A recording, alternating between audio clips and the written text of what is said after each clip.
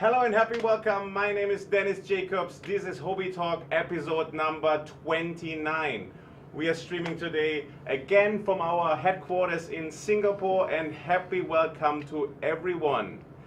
Today this episode is about RuffChain, and Huobi Talk is a format for you to be educated, and we're bringing you the latest updates about blockchain and cryptocurrencies here in this format. So I'm excited to introduce my guest today. It's Roy from RuffChain. Roy, nice to meet you. Nice Happy to have you here.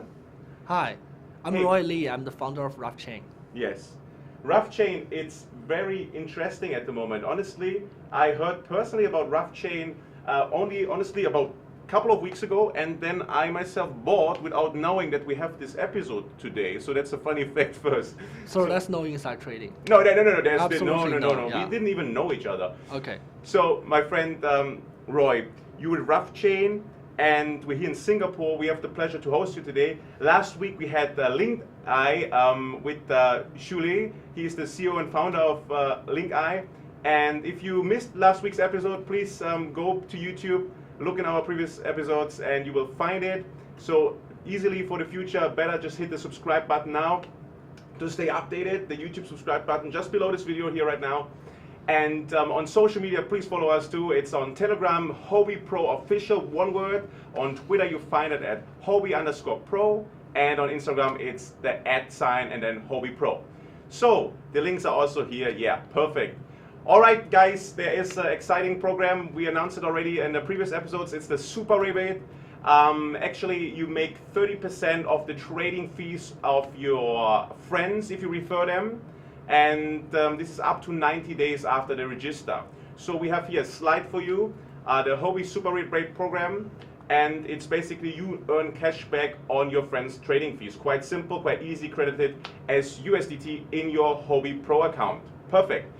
You find your invitation code because you need something you want to share with your friends. You find it, you go on huobipro.com, and on the right side you find the tab right now shown on the screen, My Invitation Code. You hit the button, then you come to a next page, which then gives you the opportunity to get a picture, basically an image where a personalized QR code is on there, so you can basically easily send it to friends. They scan it, they click it, and they get registered via your Huobi UID, and you become a Super Rebate customer of us. Perfect.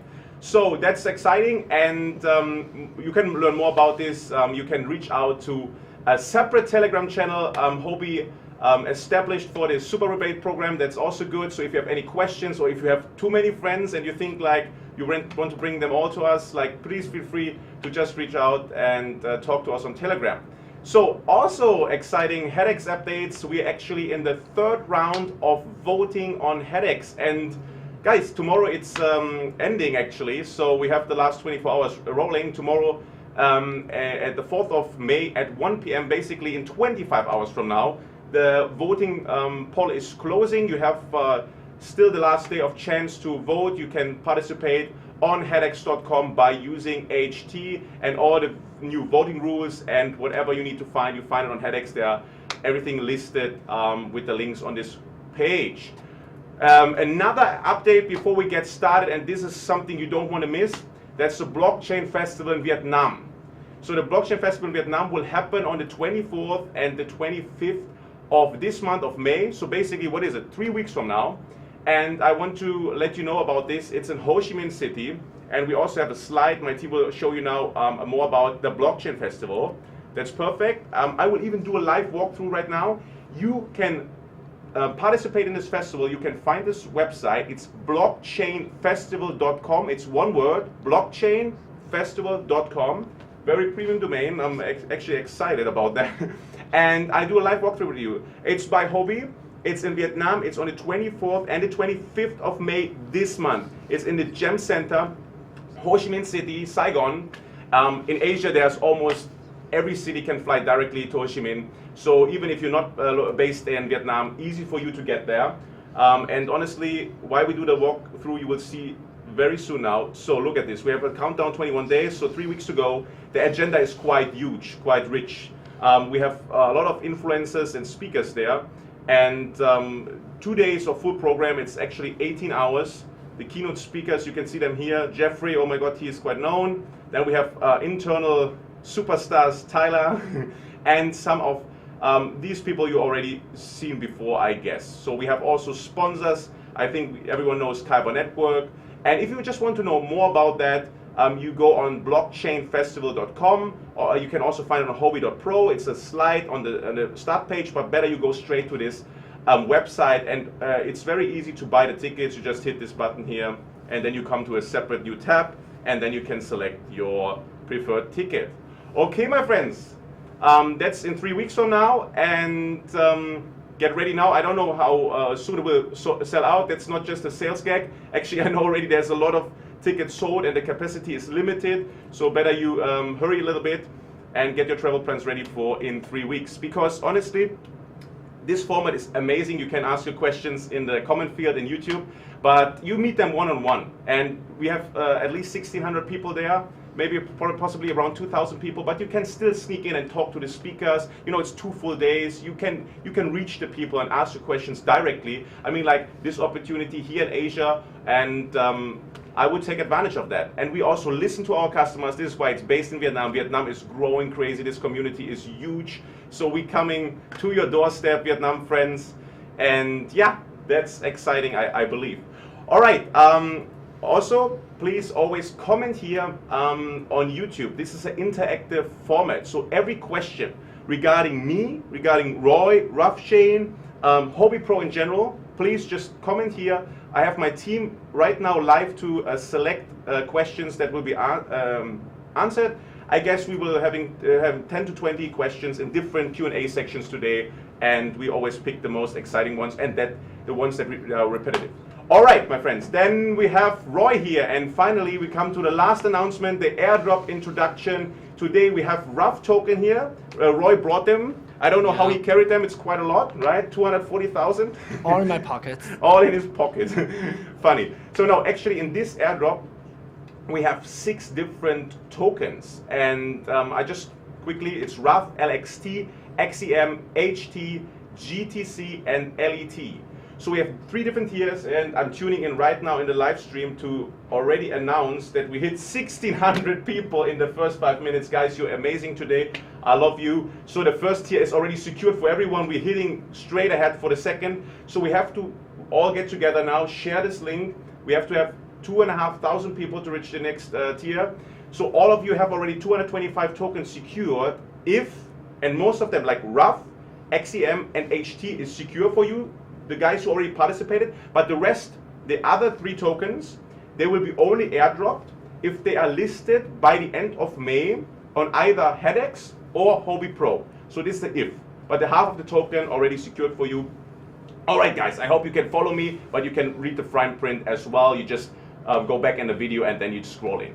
So my friends, we go on in the airdrop. You participate easily by just going to the Huobi Pro account, to your account, you log in, you get your UID by clicking on account and security, and there it is, account security, you hit the button, then you come to another page, and on the left side you see a UID, and you need this UID, you copy paste it, and then you put on add vote on HEDX, like all the hundreds and thousands of people already doing. Just look at the comment field at this video right now on the right side. You see it's crazy, like I think 5 posts a second. Use your UID, please, yeah? So it's not coming into your wallet if you don't use your UID. And then add vote on HEDX, all capital letters. And then within 3 working days after the announcement, we will deposit in your wallet, yeah? That's good. So, and like I said, the tokens, the 3 that are not listed yet, only if they are listed, also within 3 working days. There's a lot if and when, but honestly, we have 6 different tokens today to drop. I think that's quite plenty. Yeah, my friends, it's time to introduce Roy. I hope you were patient enough. Roy. Yeah. Once again, hi. Once again, hi. Who are you? What's your background? Like, Roy in person, not RUFF. We talk about RUFF later, but who's Roy? About me. Okay. Yeah. Fine. I know I might not be. I'm not supposed to say this, but I'm quite a celebrity in Chinese community, the blockchain community. Yes. No kidding. I'm quite a celebrity. Oh, I'm not doubting that. Yeah. So I'm in this business for 15 years already, and I started my first company, which is doing affiliate marketing, in 2003. I graduated in Simon Fraser University, and I'm a Canadian. Oh, wow. Sounds good. So you come from an online background, affiliate marketing, and then how did you transit becoming now the founder of RUFF? Oh yeah, I did several jobs. I did several startups before I created RUFF in 2014. That was 4 years ago. I was trying to build an operating system for the IoT industry. And then in year 2017, which is last year, yes. I realized that I have to combine the IoT technology with the blockchain, because they have so many intersections, so many things in common, and I just have to. Just like you jumped from equity investment to token investment. It's like I would say it's a fate and destiny. It just happened, I have no idea about how it worked, but it just happened. Transition over time and just. Yeah, I did a lot of research. Obviously, yeah. I spent roughly 6 months to study all the technology. I found there's no special technology for blockchain. They are just a combination of the distributional systems, the P2P network, and all the other stuff. Yeah. But it still took me roughly 6 months for me to study and to design the current RuffChain. The public chain, focusing on the Internet of Things vertical. Yeah, cool. That's. So let's start very basic. How would you explain blockchain to someone who's very unfamiliar with it? Like a kid from a kindergarten? No, let's say 12-year-old. 12-year-old, yes. A blockchain is a technology that helps you to make your data legitimate. Make sure that nobody else can edit it. Let's say if we have so many ledgers, everybody keeps a ledger and we synchronize them all the time, which means that you even if you modify one of your data, it won't happen to the entire network. This is the beauty of blockchain. So it happens when the trust is an issue. So I don't trust your data. You can easily temper or modify your data with a centralized network. But using blockchain, you'll never do that, because we have the entire network, so many nodes. We can guarantee that it won't do something like that. So it's based on consensus. Perfect. That was a minute, I think, in quite doable language, because you're such a. I tried my I tried my best. No, that was great. That was great. Okay, thanks. So about RuffChain, I mean, like, honestly, I got involved with Ruff myself about, I think, 3 weeks ago. I bought it. Now the price went up good, but I'm not really just about the price. I mean, like, right now we are at 150 million market cap, I think, today. Yeah. And you got listed in January. But let's start from the beginning. What about RuffChain? When did it got established? When did you found it? And how was it? I know your question, but before that, you should buy me dinner, because you made money. You made some money. I didn't have the chance to sell RUFF token myself. Oh, because lockdown, right? Yeah, it's all locked down. I haven't invested. I mean, even if I invested, I still don't find the price worth selling. Yeah. And no, never gonna happen. For the long run.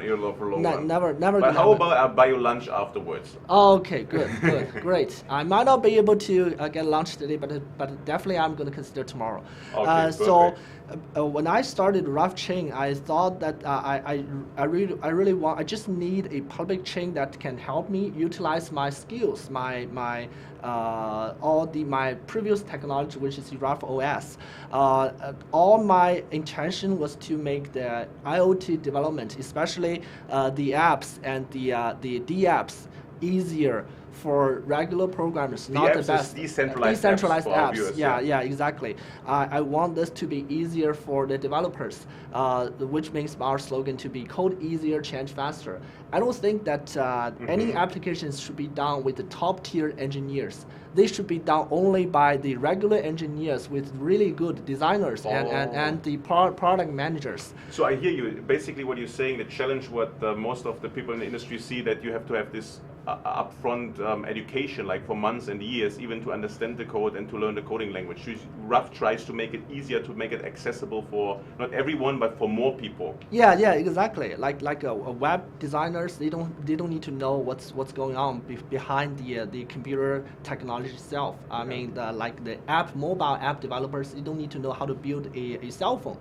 So the operating system does all this. Like the designer just needs to know how to use Photoshop, right? Exactly. It's the same thing. I mean, Ethereum used their Solidity. Ethereum using a really good template or a smart contract template to allow other people to use their VM to generate smart contract without any really infrastructure level technology. That's our main intention. I couldn't find a public chain suitable for RUFF, suitable for the IoT industry, and be so dev friendly. That's why I thought, why not just create one? Why not just build one?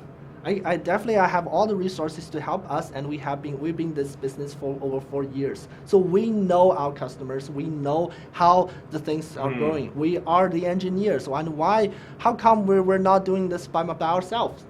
So this is how I started RuffChain last year, and so far we are doing pretty good in our test network, and we will be releasing something soon. Wow. So okay, why is it called RUFF? It's called RUFF. I started the RUFF 4 years ago, and the reason why it's called RUFF is that I play bridge, and in RUFF it's like using a trump to, when you're out of suit, you're playing a trump. This is RUFF, and that's the most amazing part of the game. That's why I use RUFF. Okay, so you just pick it from a private experience. Pick from bridge game. I'm a top level bridge life master, and I played a lot of tournaments. Oh, cool. Yeah. And is there any relation between bridge and IoT and blockchain? Not really, but you gotta be smart. It's like poker, but bridge is more requires more technical skills than poker. Yeah, than Texas Hold'em, all these things.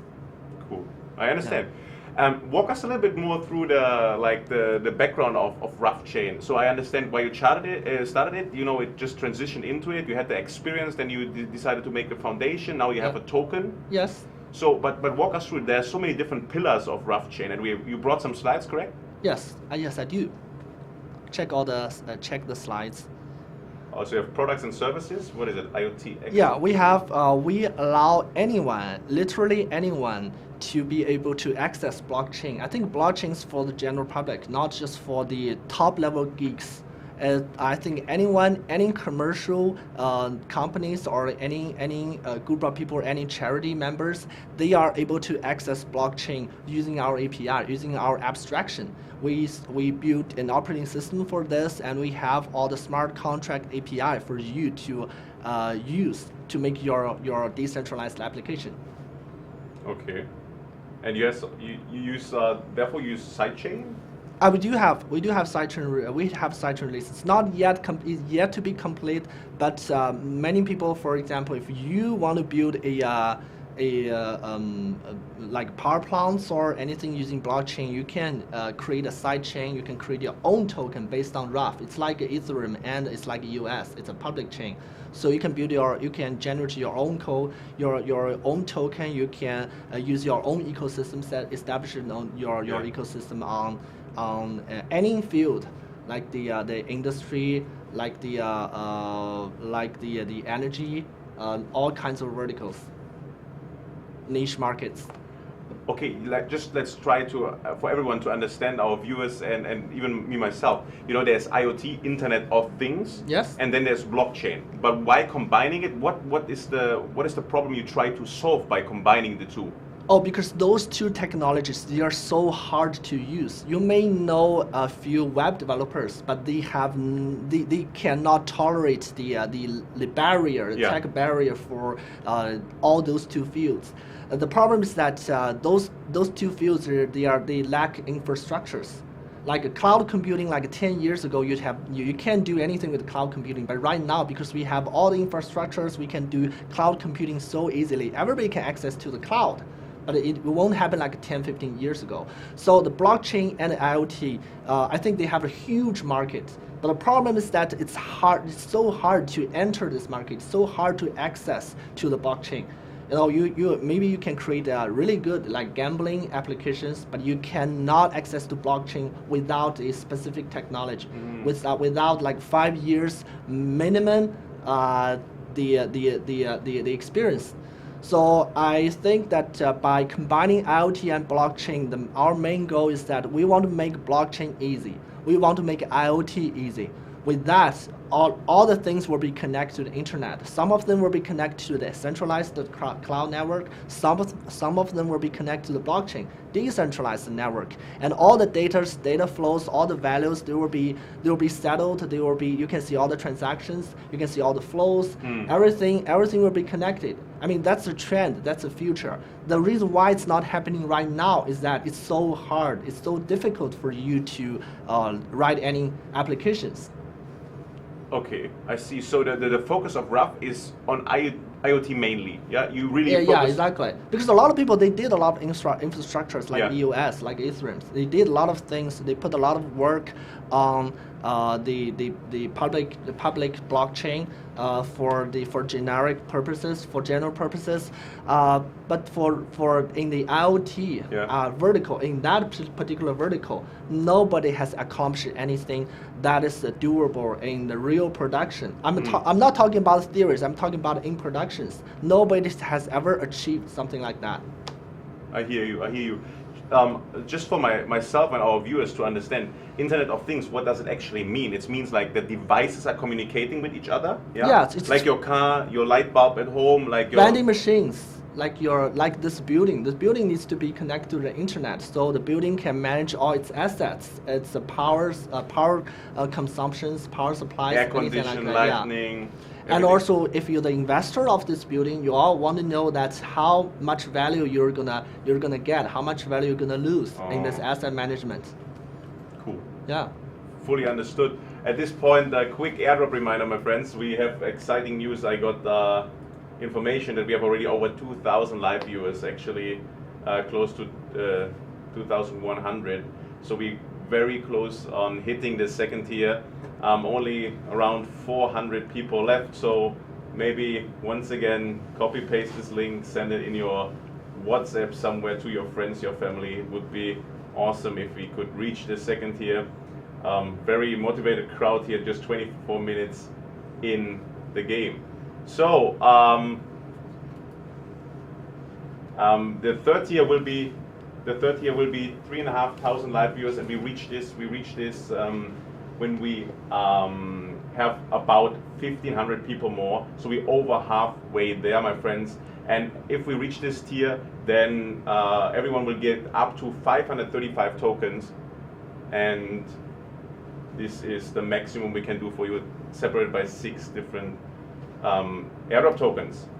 Okay, my friends, the next is, I will just dive a little bit deeper with, Roy. Yeah. Roy, quickly.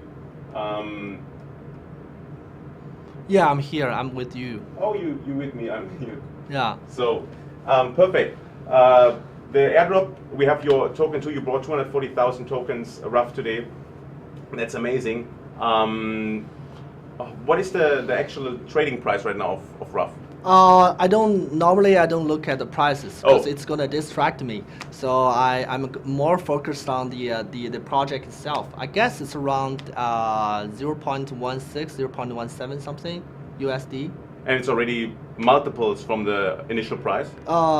Yes, I would say multiples. What is it, like 3x? Or? It was, because the Ethereum was relatively high at that time. It was like over $1,000 Ethereum. So I guess we're still, comparing to Ethereum price, we were like a few, several times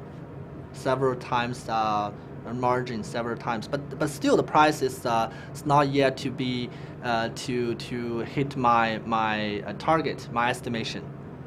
Well, I shouldn't. So I you shouldn't aim for have big? an ambition. No, no, I shouldn't say my estimation. It's not the community's estimation.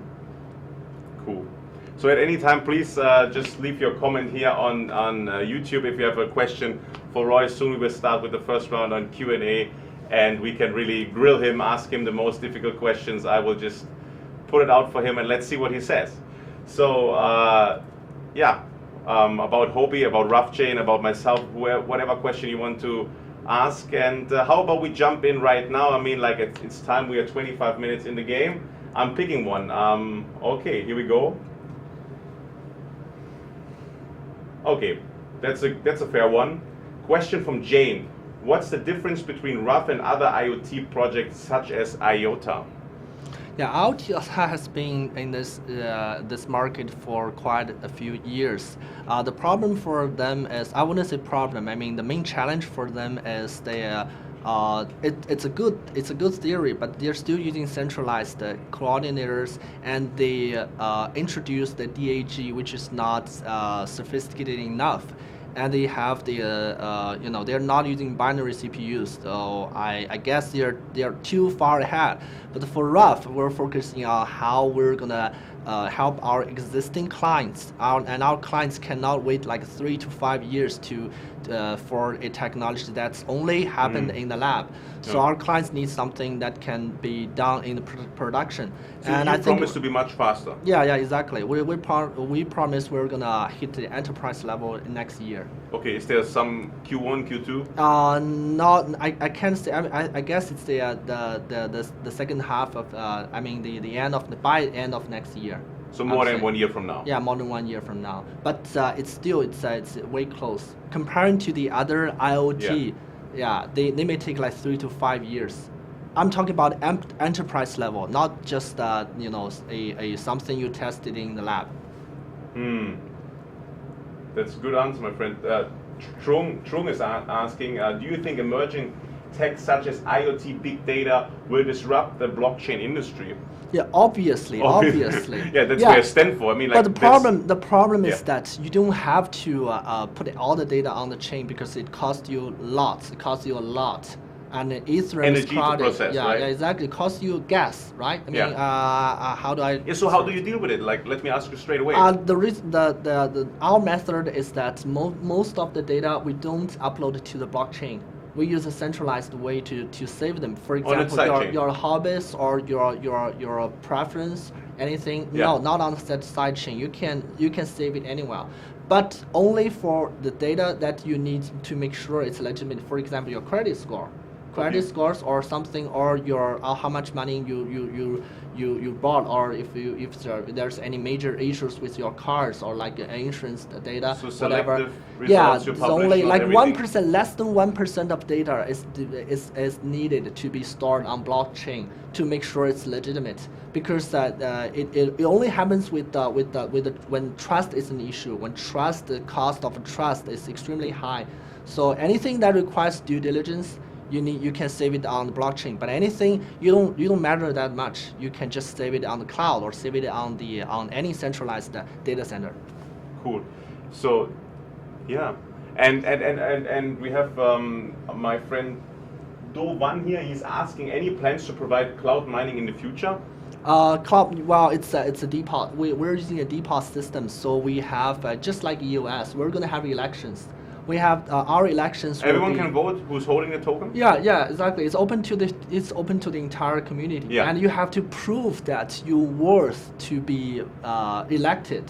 How do you prove that? Well, you can submit your information and can submit your contribution. For example, if you contributed some applications that helped so many other people, or if you did some great job in our community, or if you are a really good promoter, you can elect for this. Okay, but it's not similar to a supernode system, huh? It's same thing to supernode system. It just, do you have to have a minimum quantity to be elected? Yes, we do have. Okay. Yeah, so, but it's not just put the token, the money in. You also have to do some work. You can't just get to be selected by buying so many tokens. You have to win the trust from the community. Wow, that sounds good. Love from MD sorry for pronunciation, but I'm not so good with this one. RuffChain is one of the most trending this time. He's sending, yeah, it's true. Like this was also, it captured my attention a couple of weeks ago, because Ruff is actually trading very well at the moment. I mean, like, you were listed end of January. Now we were talking about like a little bit more than 3 months later, you having a, not I would say a pump, but a heavy increase. So what is it? Basically, I think what he's really want to know is what's going on. Like, what is behind the I like the way you describe. It's not a pump. We never pump this. No. We just keep doing our job with the communities. And since we already had 13,000 developers in our community, those developers right now. Yeah, yes, we've been in this business for 4 years already. Do they develop already on your testnet? They did. Well, they're not developing anything on the testnet yet, because the testnet is yet to be released. It's going to be in the third quarter, but they're waiting. They're waiting in the community. Yeah, they did a lot of funny stuff. What? And I like some of them detected alarm system that will record all the events or the different like loving affairs, whatever. They're gonna record everything and put it on the chain. So the divorce lawyers is gonna find out. Okay, this is the evidence. Because sometimes the evidence can be forged. Sometimes evidence can be erased. But with blockchain, you are never going to erase the evidence. But the evidence is going to have it's a key. It's not going to be exposed to anyone. Evidence on doing what? On you having an affair.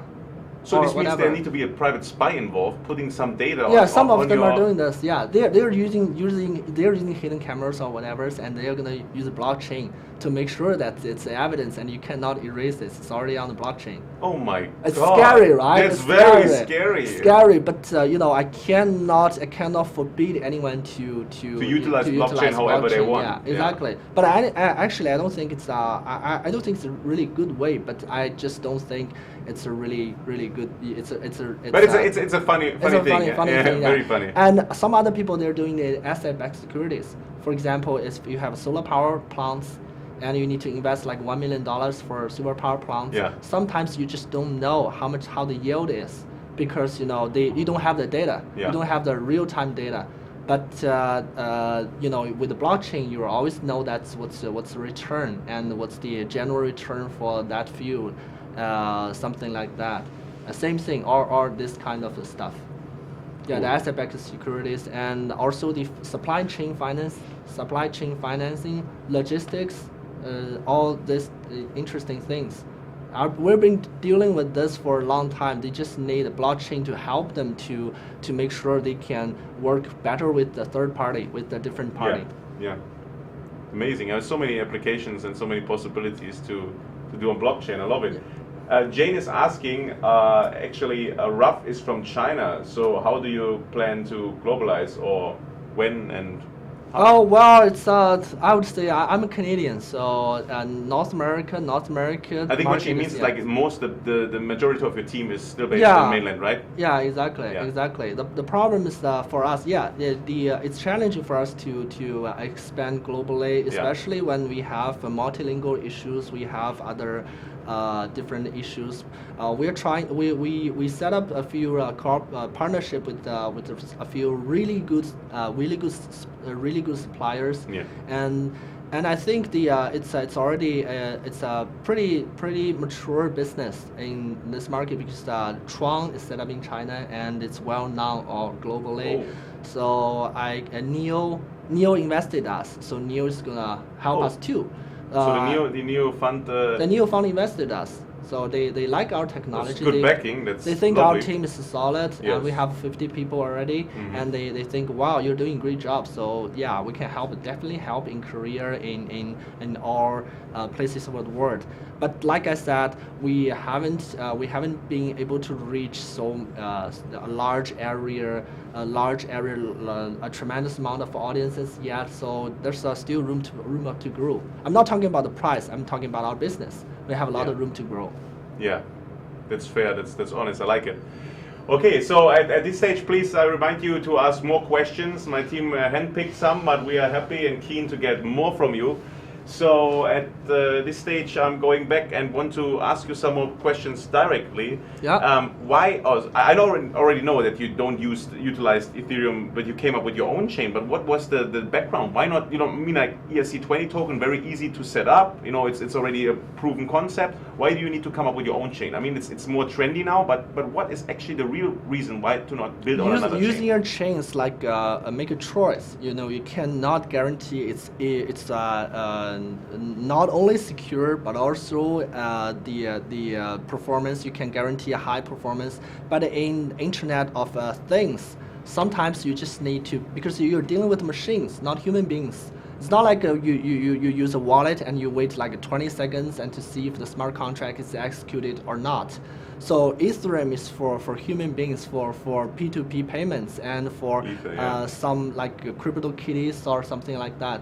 But for the Internet of Things, a lot of things, especially. It will be much too expensive.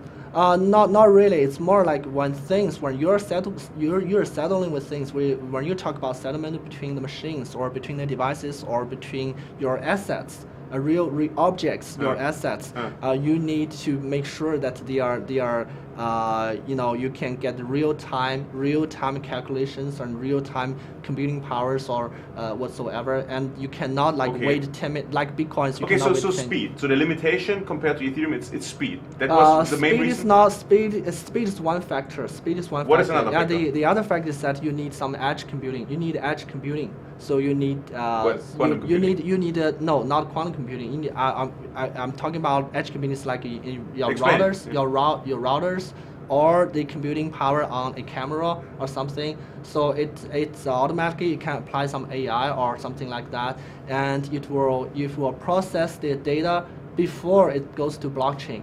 But Ethereum does not provide an API for that. Neither Ethereum's EVM will be able to access all the data before it executes all the smart contracts. So it need to be integrated with our existing operating system. Well, I know it's boring. I know it's full of technology, but Ethereum cannot do this job. We evaluated that. Nor does EOS. Don't you think they can adopt it and then you just like have another competitor in this space? Oh well, RUFF OS is for our OS, for our interface, for our middleware. We are open to. We're not exclusive. We are open to anyone to use, like ONT because Neo invested us. Ontology. They approached us. They're looking for cooperations. Like ELF, we had a lot of discussions where we can support those public chains. But for our public chain, I guess we know IOT. We know what the things need to be. We know what our need is. Especially we know how smart contracts usually work between things, not human beings. So if you're setting up things with smart contract with things, it's not like you're dealing with a human being. It's completely different. Yeah. Yeah. And it's really complex, and you trying to solve this complexity problem, getting it all together. Yeah, exactly. So the main question pops in my mind, and it's like, hey, all this communication and all these devices, they will spend valuable energy, and this will also affect in costs.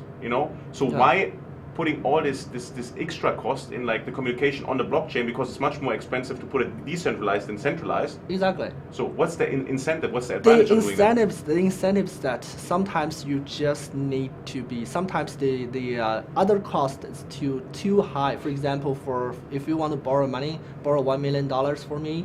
It may take me like 1 month or even 2 months to do due diligence. Find out if you are. Okay. Yeah. I hear you. So what you're saying that the trust advantage is so much bigger than the minor cost increase. Yeah, exactly. Okay. Exactly.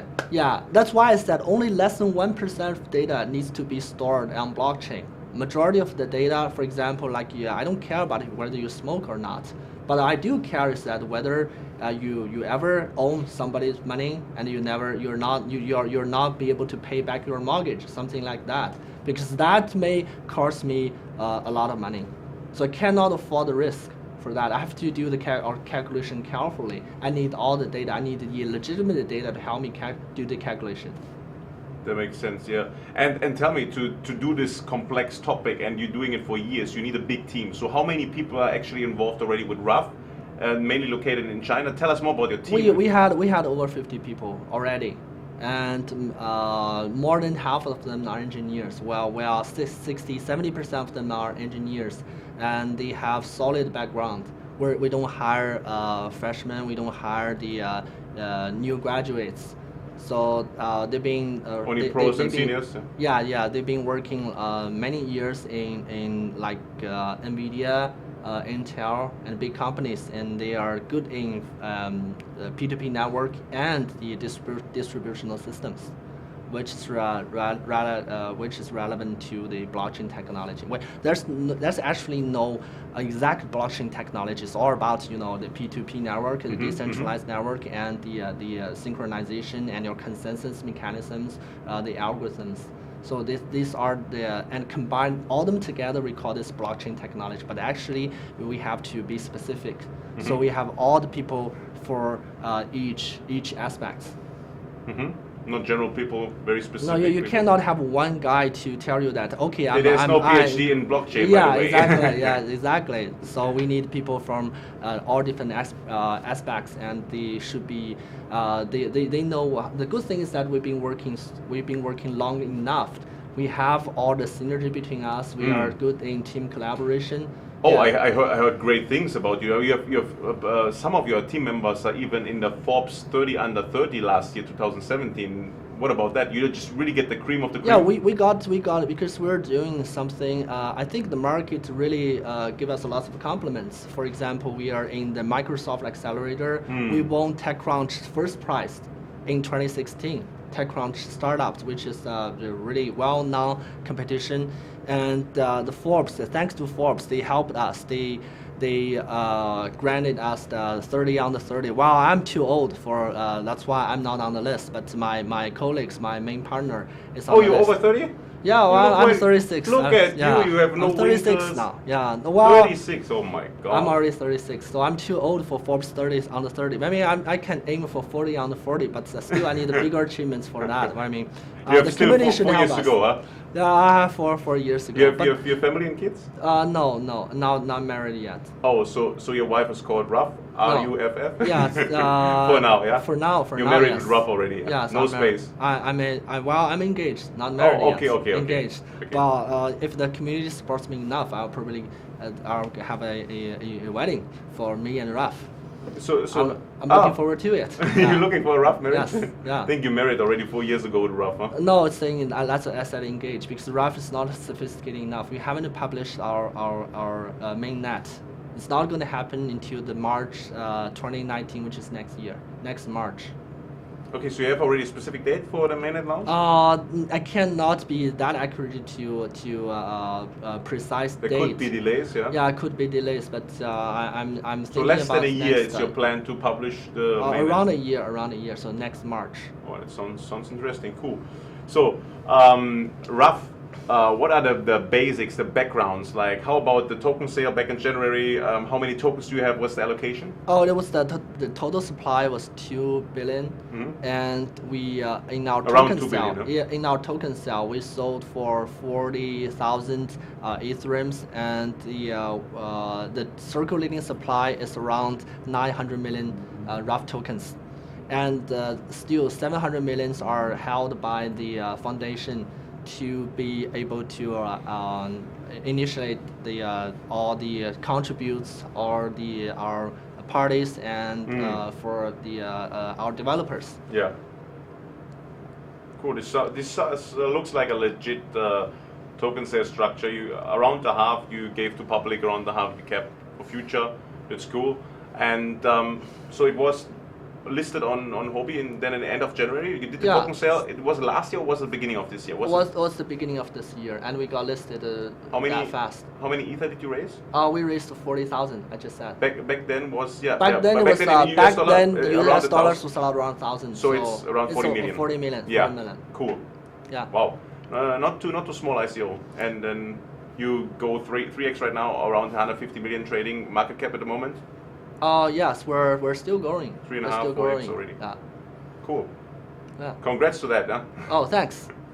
At this stage, my friends, the airdrop reminder for you, because we have people tuning in all the time, so we have to keep you updated. For those who joined us just right now, The airdrop is quite big today. We already reached the first tier. I'm updating myself now on the viewer numbers. The live viewers are at 2,410. I'm not in knowledge about if we ever hit the 2,500 already. Now we have 2,430, 2,440. Oh my God, it's going up. So I think we need 60 more people, then we can confirm the second tier reach. I think it's very easy. We just need someone to publish the link and just someone to tune in. I'm quite confident we will hit the second level, and then everyone gets 321 tokens each. If the projects that are not listed yet on Hedex and Huobi Pro get listed by the end of May, but 3 out of the 6 tokens are already listed, so these will be dropped within 3 days after this live streaming. The airdrop pool can go as much as 535 token maximum each, but then we have to put in another 1,000 people. So guys, if you're keen to do that, we have around, I would say, 30 to 45 minutes left maximum. You just need to get a little bit more people in here, around 1,100 people, and then we all get more tokens dropped. So how do you participate in this airdrop? You take your Huobi UID, you find it in your account settings, and you put an @ vote on Hedex and comment here in the section on the YouTube video. This is a very interactive format, so please, any question regarding RUFF, regarding Roy, regarding me, or Huobi Pro in general, we are very happy to get them, and then my team will select them, and probably we're going to ask them here live. So how about we jump in another Q&A section? It's my favorite. I love Q&A. Yeah. So let's grab some of them. I'm going to filter some for you. Oh, they're sending a lot of love. I mean, like, you have big fans and community. I know. You know, before we started streaming, I told you, oh my God, 1,100 people before we started. That's huge. So you have, really? you have big followers, big community. I love that. That's huge. So love from Shanyun. Very focused and dedicated person. Glad to see him on the project. Yeah, that's a compliment to you. That's a compliment. Yeah. I have a question from Laura. How are you going to accomplish that application protocol? The application protocol is already there. It's the application level protocol. That's a pretty good question. So a lot of people, when they're talking about IoT, they're talking about the physical level protocols like Wi-Fi, like Zigbee, like Bluetooth, something like that. But the problem is that the application protocol is the key for the IoT applications. We have a lot of devices to connect it to the internet, but the problem is that we don't have enough applications. You see, everything is now with the chip or with the Bluetooth or with the Wi-Fi. So hardware is there, but software is missing. Yeah, but the software is missing. Yeah, because the problem for software missing is that there's so many sensors, cameras, devices. They don't have the standard. They don't speak the same language. Exactly. So they don't have the API. And RUFF is using a JavaScript runtime on this. So if you write JavaScript code and without hardware abstraction layer, we're gonna make them, for example, a sensor or a camera. You don't have to worry about which model it is. All you need to do is just write a code to turn it on, turn it off. Okay, so basically, let me explain this. We are in a country where we have 1 million dialects. And no one understands each other. And now instead of telling, hey, please learn all this one language together, you go there and grab the information from each device, run it through, but then how do you process it in your language that you can run it on a protocol? And it needs to be something where everyone agrees on something. So you have one internal language, but how do you adapt all of them? How do you translate them? It's the same thing as Android. Remember that we have so many Android machines, like some of them are from Huawei, Xiaomi, Samsung, or all these kind of machines, and they can talk to each other. We all have WeChat, regardless of what your camera is, what your cell phone model is. So Android acquired the whole market, and we're trying to acquire the market by talking to like TI, working with GE, Microsoft, and other big companies, and they are welcome. They said welcome to our community because they are focusing on their ecosystem, their internal ecosystem, and they need an abstraction. For example, like Schneider, GE, and Microsoft and Honeywell, SAP. All these companies, they have their internal ecosystems, and so what I'm hearing, like you're learning, you're adapting to them instead of making them adapt to you. Uh, I think it's half-half. We But use how? How is it we technically? read their instructions Yeah. and we form our standard. But do you ask them to do something manual? Usually we don't have to because they have all the manuals, they have all the specs themselves. So all we need to do is that we use that. We make it compatible with them. For example, like in Windows. You crawl basically, like if, let's say there would be all websites. You Yeah. crawl each website, put it down in your database, process it, and Yeah. adapt it to your own language, and then you can Yeah, exactly. communicate with each other. Exactly. So we set up an application level protocol on different devices and on different protocols. Like we have not only just Wi-Fi, Bluetooth, or BLE or BR or anything. We adapted to the industry level protocols like CAN bus, Modbus, Profit bus, and the industry level are those things. I hear you. Yeah, 485 something. Amazing question, going deep, but actually explaining a lot. Thanks for this question. Now it's a lot. Question from Katbui Kwok. Kwok Doi. I hope I pronounced it right. How much HT per vote? In the third phase we are right now, it's ending tomorrow, and users can vote by using 0.1 HT for one vote, and it's capped somewhere. So, and the HT will be refunded eventually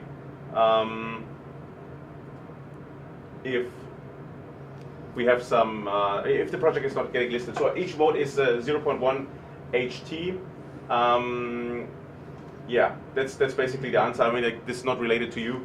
Oh. Yeah. So we have questions from Anap Zaka. What's the rewards ratio of voters voting on DPoS systems of RuffChain? I don't encourage anyone to buy votes. So it's really up to our super nodes to announce their own policies. There's no official announcement for how much you're gonna get by voting. But if you vote, if you really like the community itself, you should vote for the super nodes that you can trust, and they all have the incentive. They will get the incentive for that. Okay, so this makes sense. It's an honest answer. So there's John Barry asking, what are your plans to attract investors and businesses using your app? So like, how do you make it appealing to them?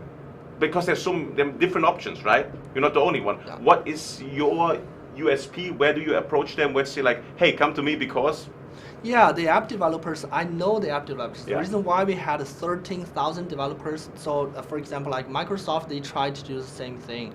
Huawei, Ali, and did they Google, succeed? They did. No, they didn't. They failed. They failed because they didn't know how to deal with the developers. The developers, the main motivation for developers is that if you are friendly, if your APIs, your documentation or anything is friendly enough. For example, like Node.js. Node.js not created by a big company, but it's super popular right now. Like Vue.js is created by even one person. The problem for big companies is that the big companies, they don't know how to deal with the community. For example, the Linux is not created by a big company, right? But Linux has such a big open source community. So it's a different approach.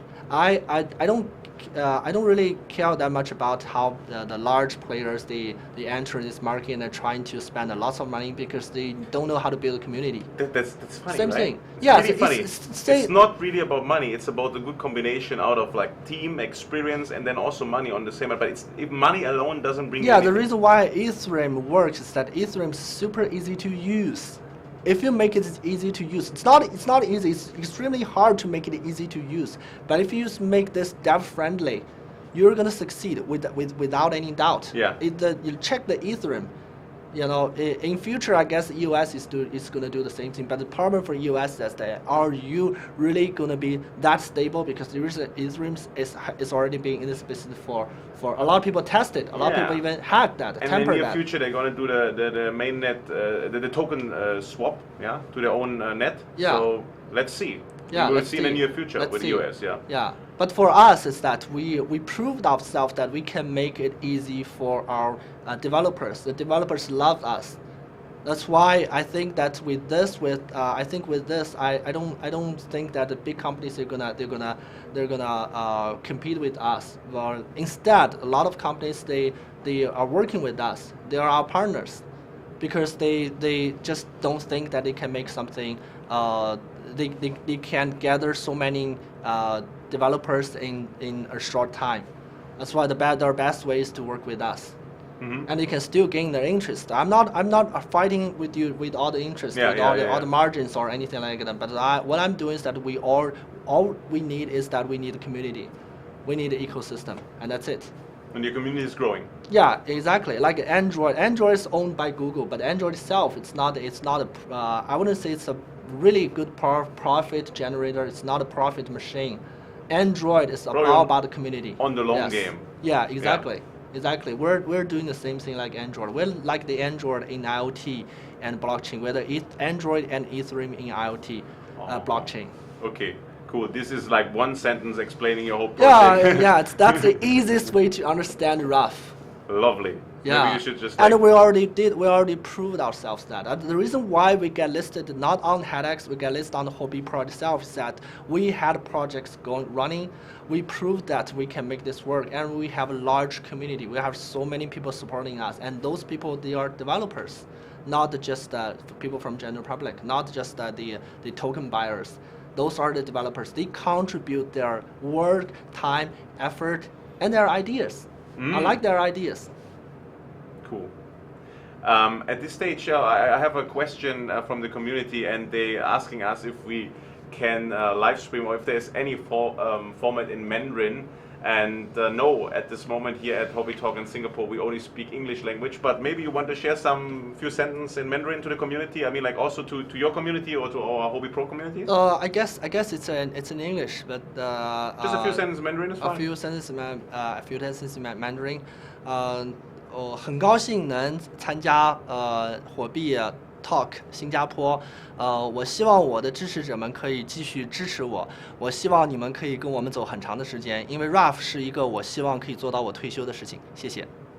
I said I'm gonna keep working on RUFF until I retire. So this is hopefully this is my last work. No. Hopefully this is my last job as the entrepreneur, as the founder of a startup. You want to stick with it, yeah? I want to stick with it. I want to make something as big as Android. Oh wow. I'm not saying that Windows, because Windows is not my objection. I want to make something like a Linux, like Android. Okay. Like Ethereum. Something like that. I hear you. Because not because I can make money. I can make money from alternate resources, but I think that if I ever create something like if I ever become like Andy Rubin or Vitalik Buterin, well, he's 12 years younger than me, and if I ever do something like Linus Torvalds, those people, I think that it worth my entire life. So these are your role models and the people you have around you and you look up to? Especially Linus Torvalds. Okay. I want to be someone like him. Cool. Yeah. It's always good to know where you want to head, right? Yeah, exactly. Linus Torvalds than Bill Gates. I know Bill Gates, but I prefer Linus Torvalds. You know him? Yeah, I know him. He's a bridge player. He's a bridge player. You played with him? Play bridge, yes. Oh, that's interesting. I think everyone wants to know about. We played in a few bridge tournaments. He plays tournaments, and sometimes we play at the side games. And I. Now the question: who won? Oh well, obviously. I'm a professional player. Professional. So you're not sharing the results? He's pairing with world-class champion, but we're professional players. So what does it mean? Usually we won. we met a few times and we won. Okay, yeah. So like 3 games, you won 2? No, or all of them. I guess all of them. Okay. Yeah. So that's a big statement. I bet Bill Gates a couple of times in bridge. Yeah. Yeah. Lovely. We should quote that. I love it. So many fun facts about you. Maybe one last question, and then we move back to the program. A question from Garden. What a funny name. Tech or user adoption is more important to RUFF? Oh, amazing question. Tech or user adoption, I guess both. Especially Yeah, but if you have to weight it, process. like I think the question, what is more, A or B? Like they want to have I think it's tech or user adoption. I think B, user adoption, because for technologists, I mean, there's no top. We may experience some bottlenecks, but there's no limit. Sky's the limit for technology. You cannot make something that is extremely fantastic, then everybody's chasing you. No, it's not gonna. Majority of the time, it's not gonna happen. You have to release new stuff. Like even Intel, even IBM, even the best companies, even Apple, they release all different types of iPhones. Or if they stick to iPhone 4, then they're dead. Yeah. They're doomed, right? So user adoption is that at a certain point, you gotta focus on you gotta listen to your users. You gotta listen to your audience. You gotta know what they want at this time, and you need to have plans to plan ahead to know that what they want next. The problem for them is that they have no idea what to do next. And some people, they copied us. I know a few companies, they just simply copied RUFF. But the problem is that they have no idea what my next move is. That's why, I mean, in the next release, I mean, the people are switched to us. People tried their stuff, but in a couple of releases, they switched back to RUFF, and they became our loyal customers. So first they cheat on you, then they stay with you. Yeah. Yeah, exactly. I don't care about cheap. I mean, it's an open market. You try different things and you see what fits, right? Yeah, exactly. But the problem is that I know exactly what my user want, especially my developers. I know what they need at this time. I know what they need next. Or I have a plan running. I know my next release is gonna satisfy them. Very, I always very close know that. to the user. Yeah, exactly. That's key. And it's a great answer. I love your answer. Just to say, user adoption is more important than tech. I believe personally, if you look at whatever industry, not the best tech and product is the market leader. Maybe like 85% there, but they know how to get the people there and they know how to market. So it's not always about the best product, the best tech. It's really about like implementing and distribution. Oh yes. If I have to rate this, I think tech is about 20% and 70% is the product itself. If your product matches user needs. What's 10%? 10% is market promotion, marketing. Your marketing. So almost like an 80-20 rule, yeah. Yeah, almost like. Cool. Okay, cool. Then tell us more about the business scenario. You brought something for us. How can more enterprises have the benefit of RuffChain itself? Like I said, asset-backed security. So if you want to raise money from the general public, if you want to, for example, if you want to build a power plant, you can calculate the yields, what the yield is. Each year you may get like 6, 8, or even 12, 15% of the yield by building a power plant. The problem is that you don't have enough money. You have to raise money from the general public. And in that part, the problem is why people trust you. Why people trust you? Why they think that it will work? You have to give all the data. You can forge the data. You can easily manipulate all the data to make sure that, oh wow, you have a 30% of yield. Oh, we're gonna invest. But then after the investment, they see that they're losing their money. They're not making any money. That's the problem. So we have to use the IOT. So you cannot cheat with the machines. Well, you can cheat with one node, but you cannot cheat with the entire system. Okay, explain it to us with the slide. You brought some slide with us. Yeah. I guess it's in Chinese. I guess. No, it's not the in business Chinese scenario. It's all English. No. Okay. So what is a contract of things? It sounds fancy, but explain. Contract of things is like, for example, if you bought a car and you want to share the car to, maybe one day you want to share the car to a business partner to lease your cars whenever you don't need it. For example, you have 3 cars, but then you decide that, okay, same thing like Airbnb, right? You can share cars, you can share your room, you can share anything. And every single person that's gonna rent you through Airbnb is a centralized platform. And let's say if there's a decentralized platform, everyone can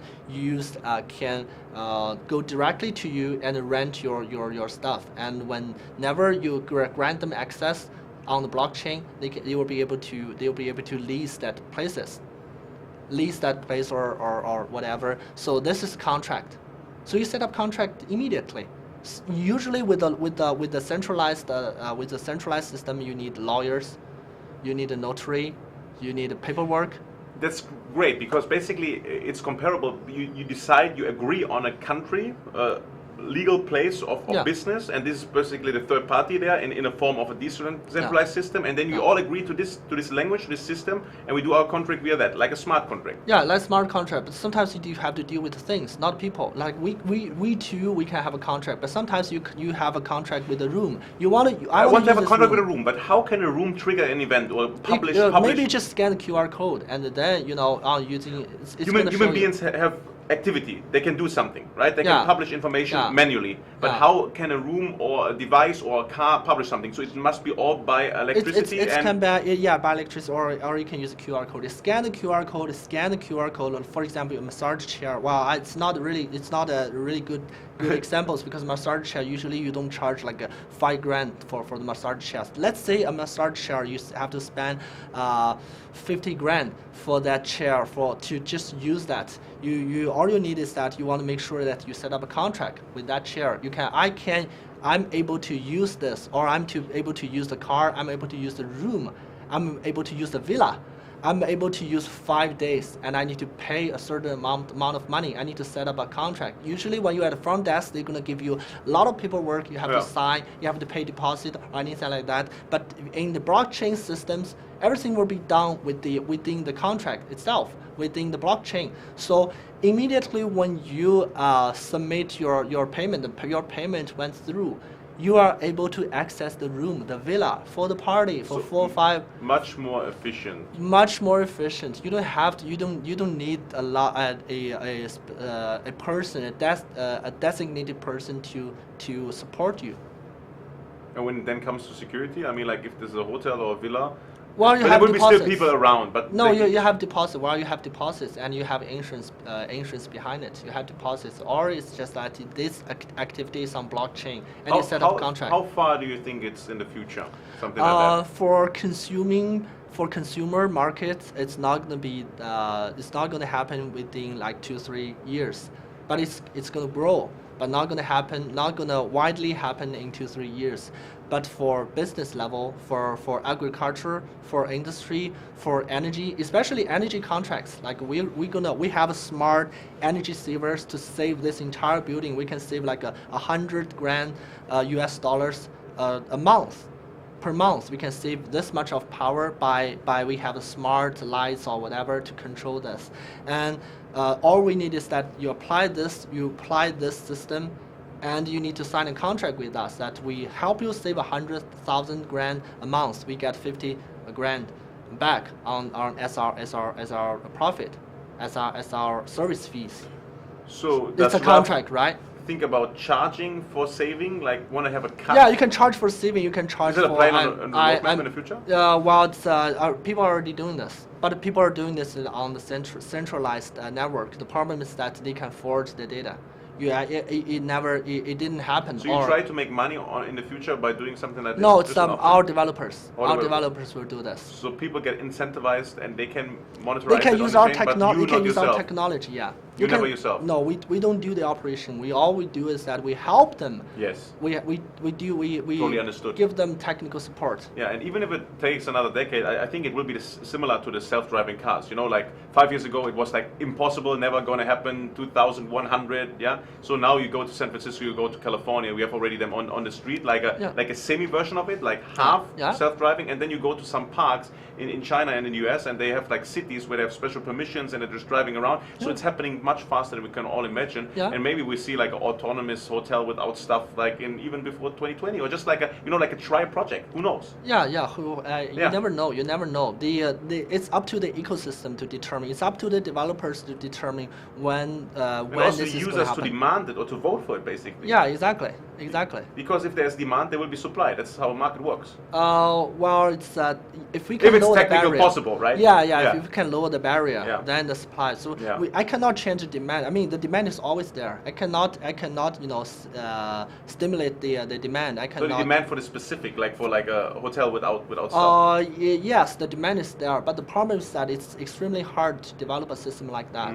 It's extremely hard to develop an application, especially a decentralized application. If we can make this easier, just like you use ERC20, Yeah. if we can make it that easy for 30 minutes to build an application, well, Yeah. maybe not 30 minutes, but Couple of hours, a couple of people, a couple of full-time staff to make it work, then I think there will be so many people will join this, and they were gonna issue their own, they're gonna publish their own applications, and they're gonna help other people.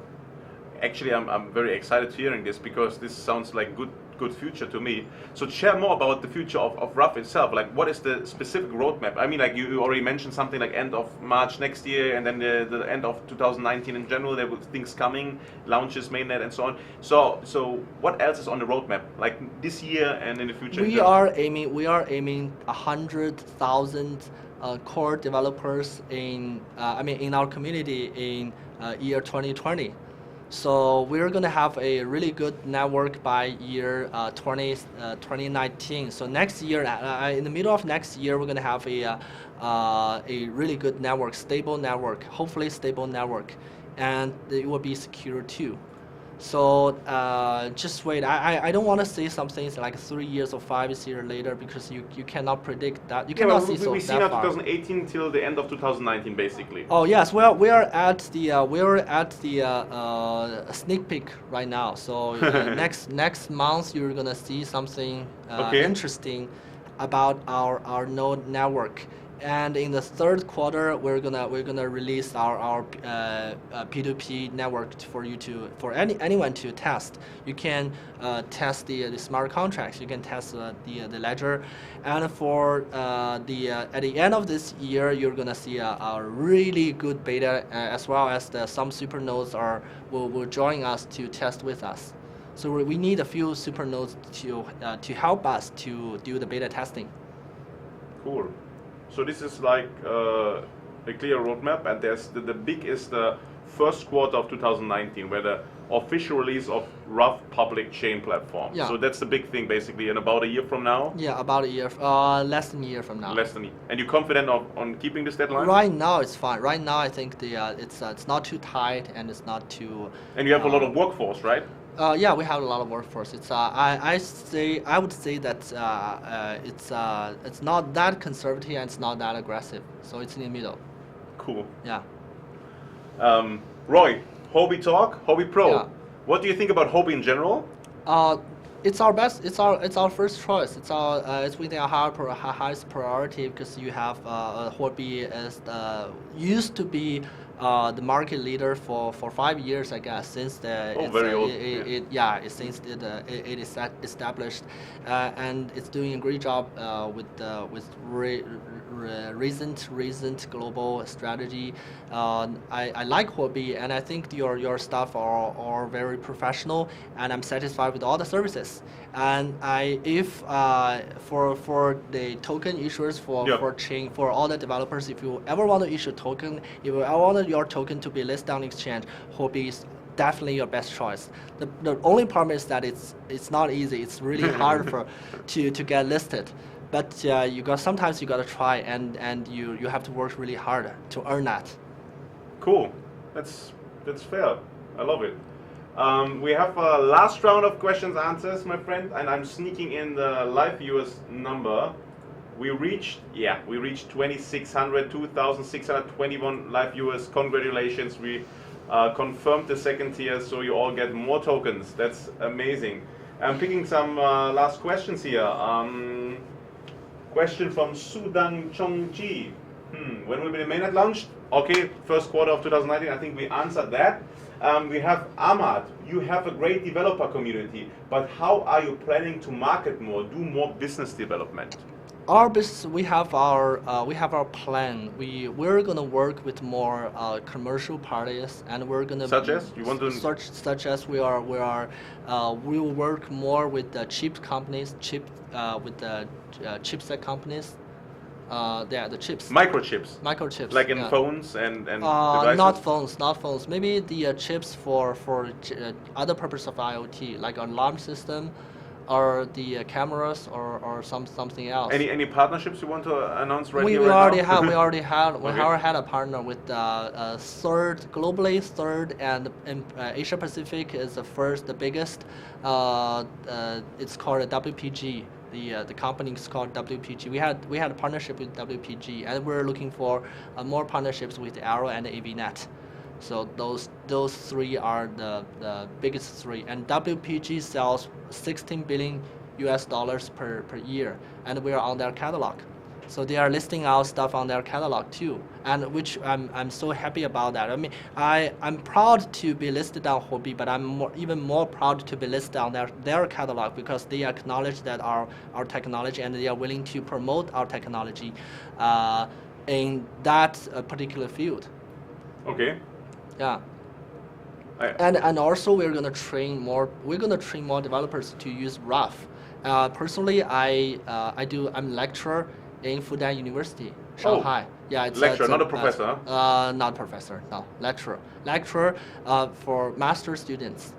Yeah, and I give the IoT lessons for those Master of Software Engineering, and I will train more. I'll probably go to more institutions to let those students to learn develop using RUFF instead of the embedded traditional old school embedment development. So you educate them, but then also market RUFF a little bit. Yeah, exactly. And I think, like, honestly, even if it's like a couple of hundred people at a time, but some of the very good ones, they see you, they talk to you, and sometimes it's even easy to get one by one stuff hired, right? Yeah. So even exactly. these events are very beneficial Exactly. for you. Example, if one of my students ever entered to a big company, and he might introduce RUFF to say, okay, we should try RUFF to build our new project, something like that. It happened. That's why we got 13,000 developers. It's not that easy, because the developers, they share with each other. Okay, I found this technology, I like this, and you should try this. Trust me, something like that. So you yourself, you say like attending conferences, going to these lectures, or going to events is very important, right? I would say it's necessary. I won't say it's important, because there are not so many developers. I think for all you can see a lot of IoT chains. You can see a lot of main chain operating systems, platforms, and we're focusing on developers, all kinds of stuff. You've heard all the experts, all the people talking about that. But not many people are doing something like us. We already have 13,000 of them. We have a large community.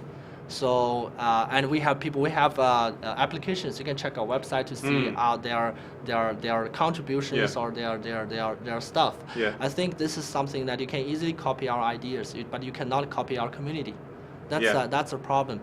And so far, there's no other Internet of Things projects. They are similar to us. That's why Huobi valued us a lot, and we got listed on the USDT pair, USDT RUFF pair, and we are on the margin market. We got listed super fast as our volume goes, and as our community supports us. Wow. Yeah. Big show of trust, huh? So I guess that Huobi liked us. We're lucky to have a big supporter as Huobi. Cool. I want to ask you one more question here from... Is that the last one? Maybe two more. Okay. One of the last.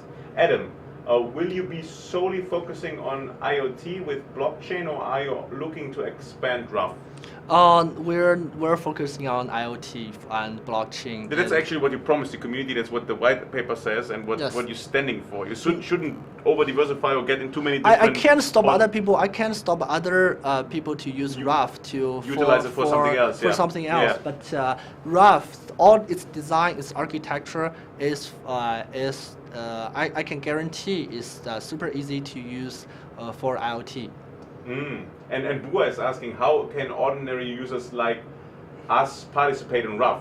like all our viewers, our traders right now, how can they, other than just trading the token, like the end user, the consumer basically? Oh, RUFF is a utility token, so you Yeah. use it as a gas, just like Ethereum, use a gas. If you want to issue your token, you want to send a, you want to do the settlement, or you want to execute a smart contract on Yeah. RUFF, you have to spend RUFF token. So this is the gas token, just like Ethereum. When you execute the So the ordinary contract. user, can he easily build on a platform? I think that's They the can question. Like, well, ordinary user, no. Ordinary user, they're gonna use they're gonna use the application created by developers. okay, so And, only can use application built on RUFF, but right Yeah. now the ordinary consumer possibly not. Yeah? They can use RUFF token for something else. They can use they can trade RUFF tokens, but ordinary users, they will spend RUFF token without consent. So for example, when they are doing a settlement or they execute a smart contract on a specific D app based on RUFF, they will consume RUFF anyways. One other thing I want to add for the previous question is RUFF going to be focused on IoT or other things beside, yeah? On other things that RUFF is the first time I built up RUFF, I thought that RUFF should be focused on IoT, but it's just like the video cards should be focused on video, like gaming. Yeah, but yeah. video cards are now used as miners, right? Mhm, Video yeah, cards, sure, right? sure. And the GPUs are used for Yeah. AIs or Yeah, something perfect, else. yeah.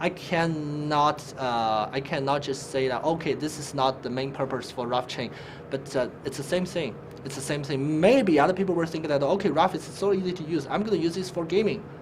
You never know that, knows? right? They basically misuse it, but without doing something bad, just like utilizing it for something else, Yeah. and maybe there's another utility later on. No? Yeah, exactly. Yeah. Cool. So Roy, we come to an end. I would say we are almost 1.5 hours in our beautiful Huobi Yeah, I'm Talk. sweating. It's not because I'm nervous. I'm sweating because it's super hot. It's Yeah, like it's also I'm the doing Huobi sauna. Yeah. I think about 3 weeks ago we had Nem here. We had Nelson, my friend Nelson from NEM, and he was sweating like crazy, and we called it then the Huobi sauna. So actually we're having here a 90-minute sauna session together. And that's fun. Actually, I think I learned a lot. I hope our community also followed very well, and we got a lot of questions answered, and we hit the second tier, and everyone is making a ton of token drop here. So Roy, before we end, is there any shout out you want to do to your community? Anything you want to add? Anything you want to share with your community? Okay, I think blockchain is never about that. It's never short-term decision. You know, if you ever want to support a project, it's never short-term. It's not a short-term decision. So you cannot consider yourself as a trader because there are only a few people who can be the traders. Yeah. So the problem is that you have to wait long enough for everything. So just the long trust, yeah, the long game, trust the project, trust the platform, trust everything, and try not to use margins to. I know RUFF is on the margin pair, but try not to use the big margins for that. Thanks. So that's more like a conservative shout out at the end, yeah. I don't encourage that using margins, but I know some people they're crazy, but Crazy. yeah, exactly. Some people are insane. So I guess that's the best way to support us or to support the entire blockchain is to just have the faith, trust yourself. That's it. And don't think too short term. This blockchain thing will be around forever. Yeah, I mean, Yeah. so for example, like if you ever want to invest Bitcoins, you don't care about the price goes up, down, or remain constant. You just buy them and just wait until you want hold them until your needs liquidity or whatever. Wow, amazing. Yeah. Thank you for being here today. Thank you. I love it. Our final update on the airdrop, we have 2,650 people right now at the moment, so for guarantee, like I said, we reached the second level. 321 token will be dropped to everyone if we have the three projects that are not yet listed on Huobi Pro or HeadX listed by the end of May. Then you have all 6 in the pool, but 3 of them are already listed, so around you have to calculate yourself. They will be dropped within 3 days after the announcement. So congratulations to everyone who participated here with their UID at Vote on headaches. There's a couple of seconds left. I would say if you haven't done it yet, get your UID at Vote on headaches to still be part of the pool, and we're all gonna share it together equally. All right, the airdrop was amazing today. 1,100 people even before we started. I congratulate everyone. This is another great episode. It was episode number 21. Just for our purpose here, Huobi Pro reserves the right to disqualify entities or anyone who participates in an airdrop if they violate the regulations. And please always trade on your own behalf and with you respect everyone around you, and also you consult any legal opinion if you have any doubt, and please trade always on your own risk. So we always listen to our community, and we are adapting. This is also part why we are going to Vietnam soon, because our community is really growing there. Shortly I'm going to share with you the super rebate again. There's a reminder for that, so everyone who is not that registered yet, become part of our super rebate team. We even have our own Telegram channel there. You just tune in there if you have some specific questions. If not, it's quite easy to participate.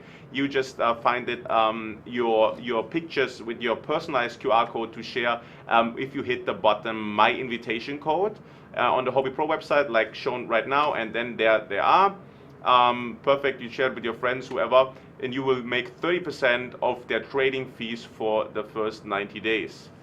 All right, my friends, the Telegram groups, the super rebate groups, and we also have other social media channels. I'm going to announce them soon. Before that, the headaches update I need to share with you. We're closing tomorrow. Now, less than 24 hours left to vote on headaches for this round. We are the third round. We're closing tomorrow at 1 p.m. GMT +8. Go to headaches.com and you can use your HT to vote. One vote equals 0.1 HT. My friends, I'm excited. The Blockchain Festival, I have to do the shout out again because everyone needs to know about that. It's the 25th and the 24th and the 25th of this month. The Blockchain Festival Vietnam in Ho Chi Minh City, Saigon. So you can visit us and all the projects and speakers and influencers there by buying your ticket on Blockchain Festival, one word, blockchainfestival.com, and you get the whole agenda, everything you need to know about this event, and you buy your tickets.